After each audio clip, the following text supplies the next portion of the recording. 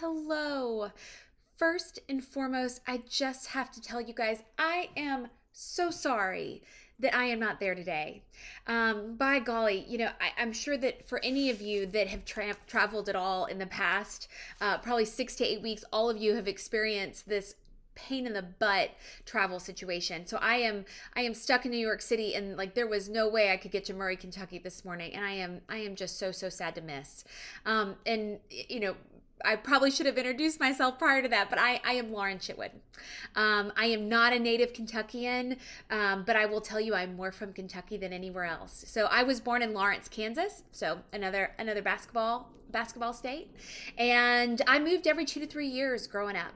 So northeast to southeast mostly. Nashville was the most south that I lived in, and I actually ended up going to UK.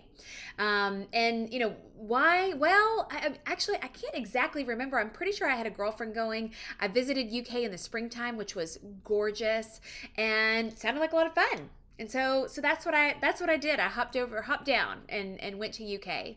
I was an 80 pie, and I would love to know. I'm sure if I said, "Hey, raise your hand if you were Greek at UK," I'm sure I'd get lots of raised hands and probably some familiar faces. I just had just an incredible college experience. I had probably too much fun. I'm going to tell you, I wasn't the best student, but I learned a lot. I grew up a lot, and I studied public relations.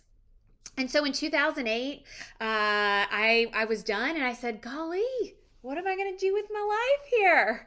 Because there's not a lot of jobs, and the economy, I don't really understand it, but it doesn't feel like a good thing. And I don't want to go back to school, and I don't want to sell banner ads online. What the heck am I going to do?" And I said, "You know what? I'm really good at throwing parties. Thank you to all my sorority sisters or anybody that let me spearhead recruitment or do whatever it is that I was doing." And I said, "I think that I have a network that's still doing stuff despite the times." And I remember sitting down and telling my parents, if I could just make $2,000 to $3,000 a month, I have everything I need. I'm totally fine. And I hope that everyone's laughing out loud at that right now because, oh, the little tiny lies that we tell ourselves to get us started. And you know what? That's okay. Because now I look back and I go, oh my God, maybe my dad was paying my cell phone bill or something then. But here nor there, I said, I'm going to start an event business. And so I did. And I think the first project I did for free. It was a sorority sister, and I helped out. Golly, I hustled and ran through that entire day. I remember that I had friends that came out and helped me for free. It was the first of many, and I just truly cobbled it together. I learned on the job in every way. And that business, that little $2,000 to $3,000 a month business ended up being a shockingly big business. So we managed around $10 million a year in events. Oh my gosh, right? Like that's crazy. Also, it's crazy the money people spend like having weddings and celebrating things. We could probably almost spend this entire time telling absurd stories about public events, but we won't because this isn't a comedy show or a drama. So ended up very, very fortunately having an opportunity to sell that business in 2016. And I don't think I realized at the time how fortunate I was to sell a key man business, right? A business where basically in many, many ways I was the asset. But I was able to do that. And I was looking for my next thing. I didn't quite know what it was going to be. And I ended up thinking, maybe I'll do corporate events because, corporate events, they're less emotional and budgets are known and it happens during the week. Well, that was all. There was also some fibs I told myself about that too, but that was what I was thinking. And also, just like the universe tends to open up doors, I met who is my business partner, actually my second business, but also my business partner in my first business. And she has this incredible history, which is very relevant. So I'll tell you. So Abby's family, Abby Ferguson is her name. Abby grew up in upstate New York. Her families are first generation Italian American immigrants. In my mind, her upbringing was like Top Chef meets The Sopranos. Okay. So they had like a nightclub and bars and restaurants, and hospitality just ran through her veins. She knew all these things about food and beverage. She was in New York right at the rise of the celebrity chef moment. So right when we knew, that we were choosing where to have dinner because of who was in the kitchen. And then from there went and founded the New York City Food and Wine Festival when it came up from South Beach, or was on the founding team, and then went to Atlanta and founded the Atlanta Food and Wine Festival. She ended up actually also selling Atlanta in 2016, and her husband was a Louisville native, and he drug her to Louisville, maybe kicking and screaming, although I think she likes it now. And our networks pushed us together. They were like, y'all gotta meet each other. You both know events, and like you've done like all this crazy cool stuff, and you should talk. And we passed each other for months. Right? Like we just didn't, we just couldn't make it click. And I remember one night we were out at a social event, walking through a doorway, right? Like stroke of lightning. And our friends were like, whoa. Like, we've been trying to connect this, like y'all need to meet. And so we stood in that doorway and we talked, and we finally exchanged phone numbers, and we dated for a while, and had lunches and got to know one another. And we developed an idea for this business called Olio Event Group. And what it was doing was taking Abby's amazing history with chefs and bartenders and understanding how corporate dollars and partnerships and sponsorships worked, and my understanding of basically packing up every week and scaling teams and doing these big creative projects and then breaking them down and doing the next one the next weekend. And we did experiential marketing, right? So that's kind of like in-person creative marketing, mostly for big beverage alcohol companies. So that was for Brown-Forman, for Sazerac, for Diageo. And it was through that we had the most incredible aha moment for our business that we have today. And it's interesting, people often ask, what happened to Olio? And I will tell you guys, I realized kind of in the second half of Olio, I was back on this kind of client agency hamster wheel, right? Which is like you're always bidding. It's kind of, it's draining. The weekends are really physical and really hard. And, I realized that I probably wasn't getting the improvement in quality of life that my family needed, that I so desperately wanted after I got out of my leisure business, my first business. And so we started, kind of creatively thinking about things, and Spiritless, our third business, none of that was on that radar. I was thinking I was going to start a tech company for a while, and I learned about that, and I was really just kind of diving in and dabbling, all while still doing Olio. And it hit us like a ton of bricks. And it had to slap us in the face, I have to tell you guys, far too many times. I'm not really proud of that. But it was probably over the course of the year that we kept getting this last second request from brand managers of some of the most incredible brands in the world. And they were going, hey, I forgot to mention this, but could we get something non-alcoholic that's cool? Like going, like cool, like temperature cool? What do you mean? No, like... That's cool. So like not water, tea, coffee, juice, Coke, nothing in a can, nothing syrup based. Could you call one of those awesome mixologists that and have him make us a tincture for 1,000 people tomorrow? And I have to tell you guys, the answer was like, no, it doesn't work that way. I'm sorry. And we were sitting in the conference room and sort of banging our head against the wall. And I went, you know what? Let's go do that, because like there's something there. We've got the most powerful, robust, deep-pocketed, businesses saying, solve this problem for me. And I said, let's do it. And so, we pulled up and we looked at the category and we looked at the space and we did some research, all these things. This is what we left with, which was, one, the bourbon boom was real. Two, people were buying spirits and they were making selections about what they were drinking in many ways, especially in the premium subset of the category, based upon how all this liquid was made, right? Like, what's the storytelling? In what kind of barrel? For how long? What kind of grain? How much rye, right?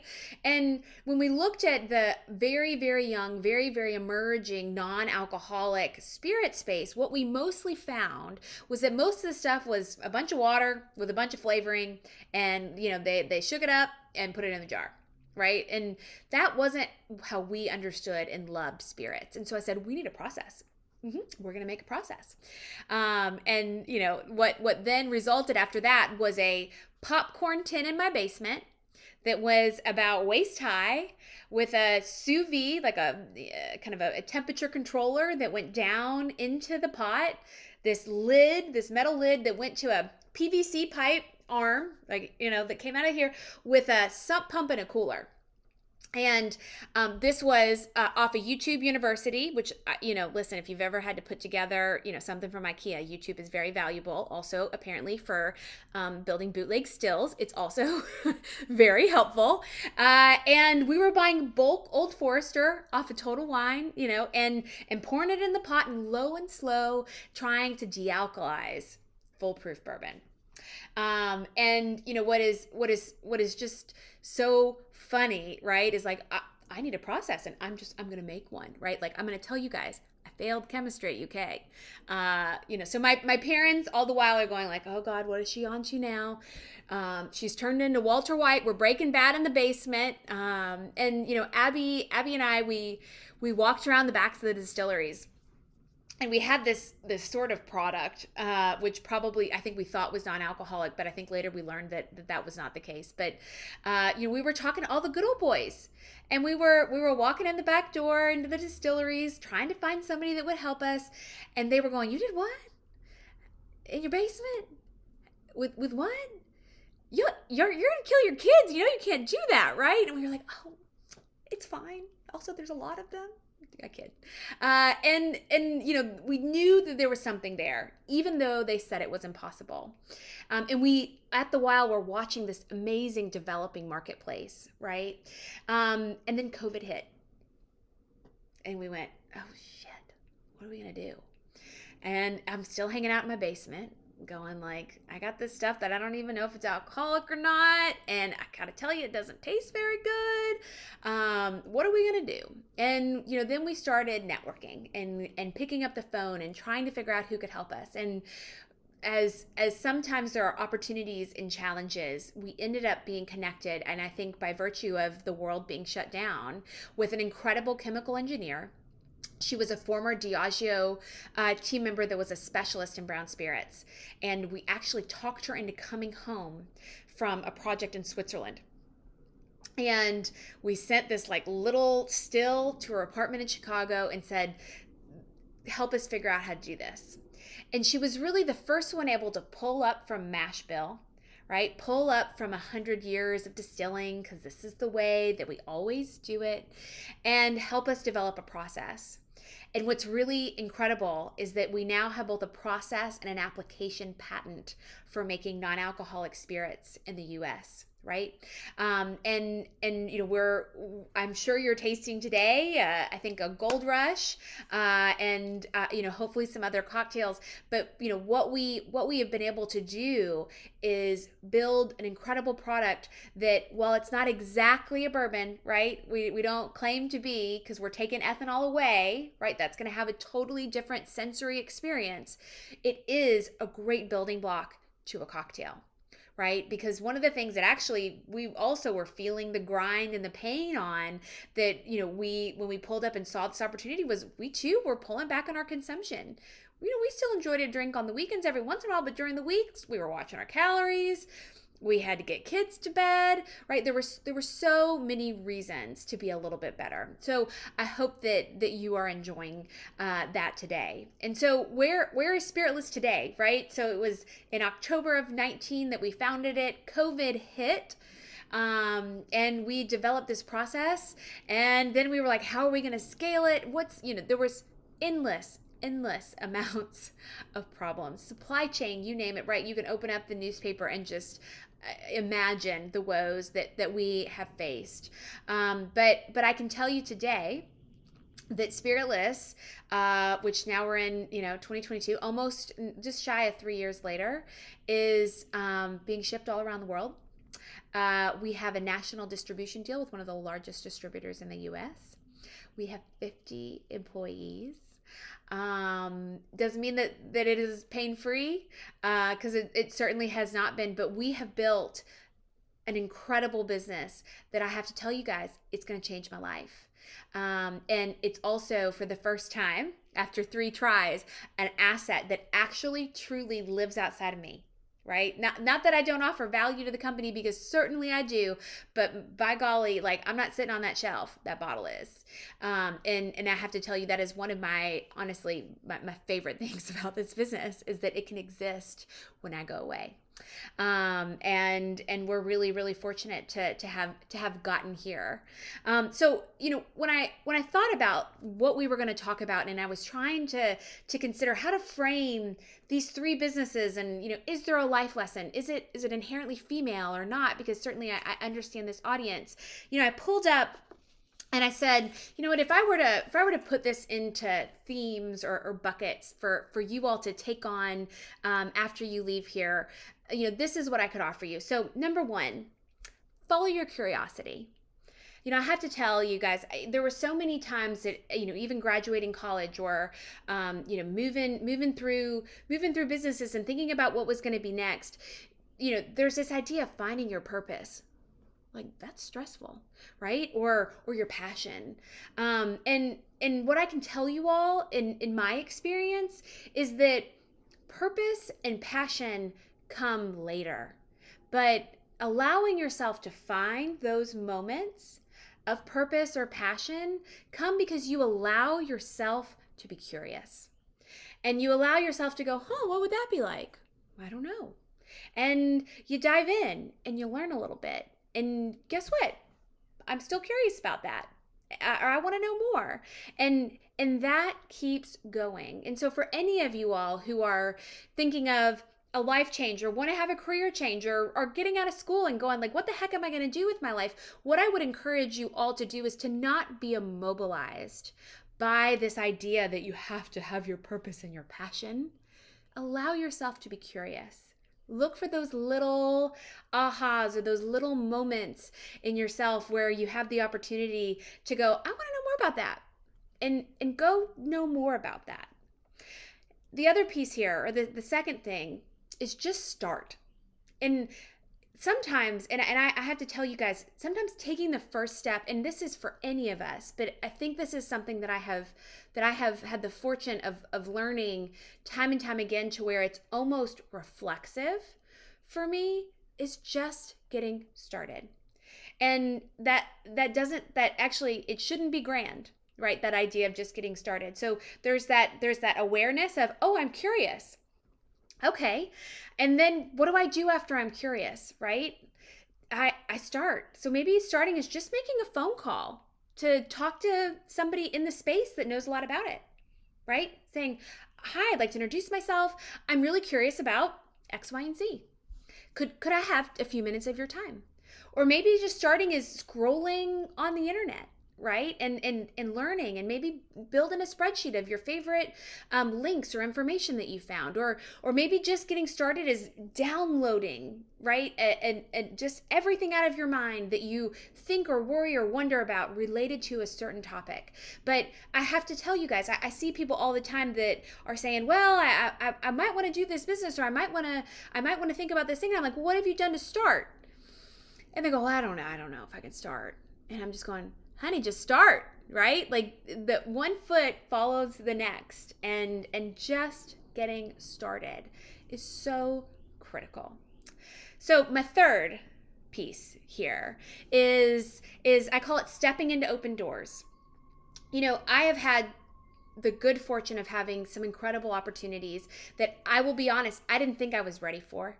Right? Somebody pulled me into a room, and I was scared. out of my mind, I was going like, they're going to find out I'm a fraud. They're going to realize I've never done a project like this before. They're going to ask me something technical and I'm not going to know the answer. I don't deserve to be here. And there are many, many people that I find are afraid to just step into the room.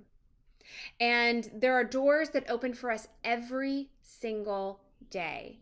And to have the strength just to step into the room is such a critical piece of entrepreneurship.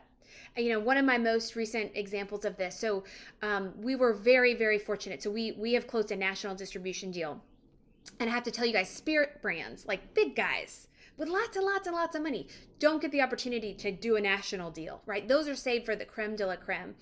And I had a friend and a connection walk me into the CEO's office and a family member, board member's office and say, you got to do it from here, honey, but like, I got you into the room.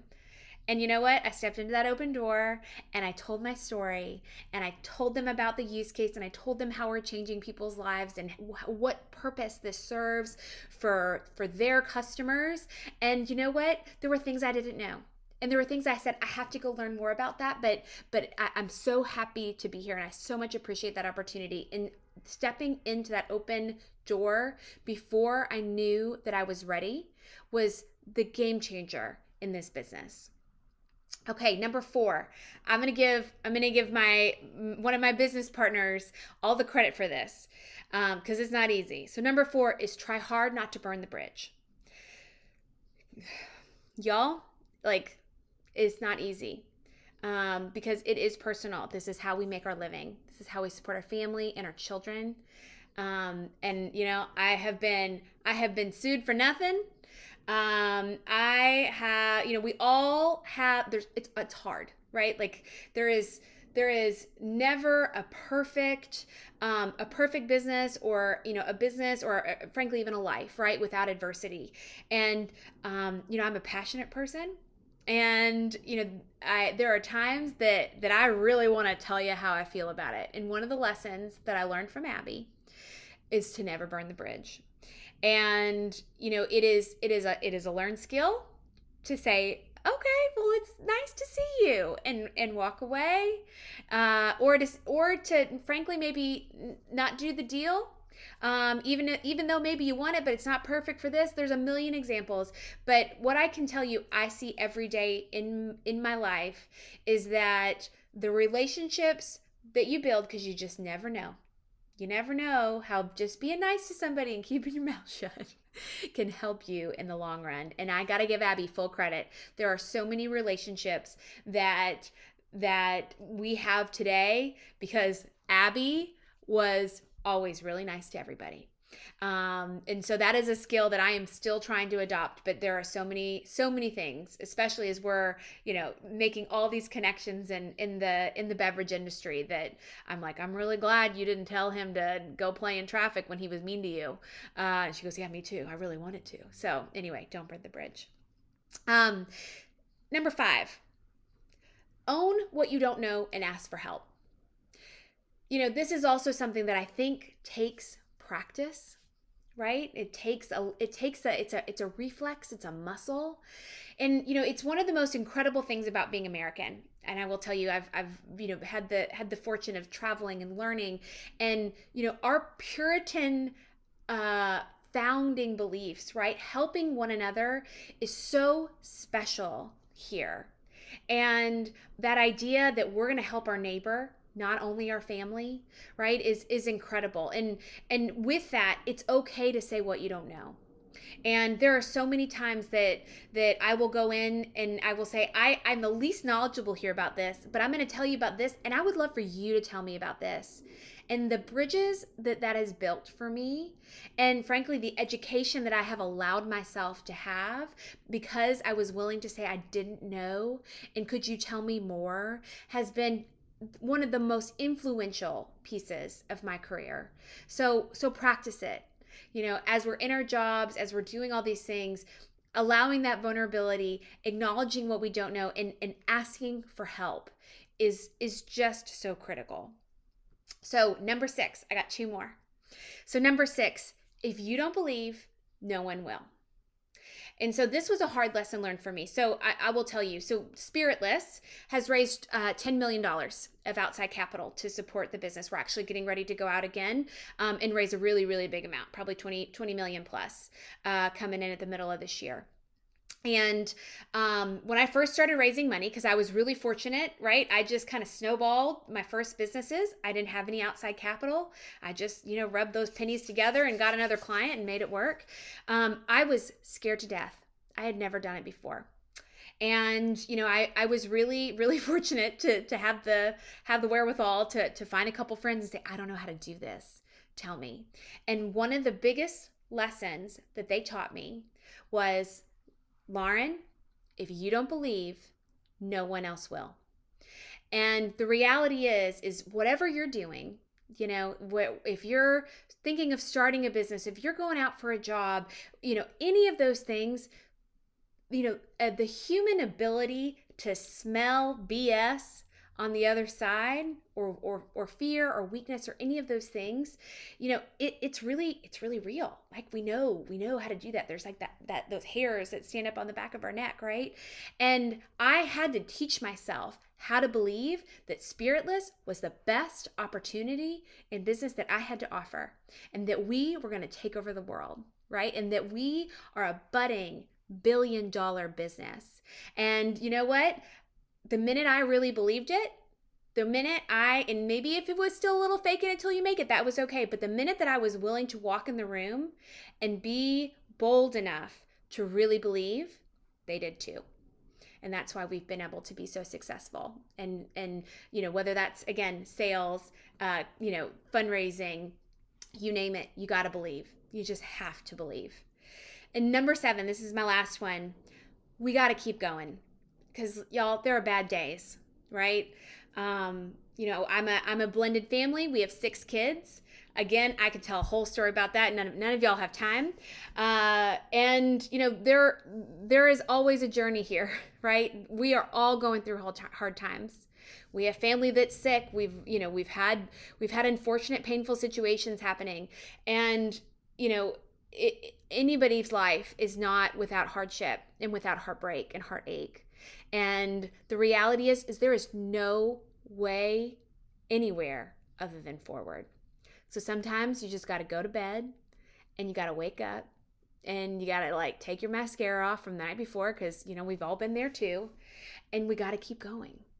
And, if there's anything, when I looked back and I said, okay, what can I tell you about this crazy career journey of events and then spirits and, how all of these things are interchanged, those handful of things, those 7 things were to me those core tenets of how I have lived to tell the tale, had a bit of success. And it is just such an honor to be able to share those things with you. So thank you. Again, I am so sad that I'm not there, that I can't share a Spiritless cocktail with each of you all. I would love to know that you saw this. So send me an email or a note. You can find me on Instagram.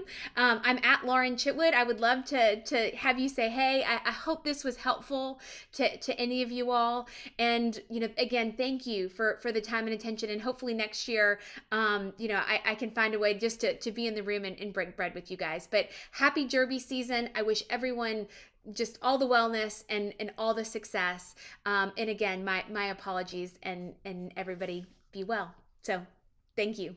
Bye-bye.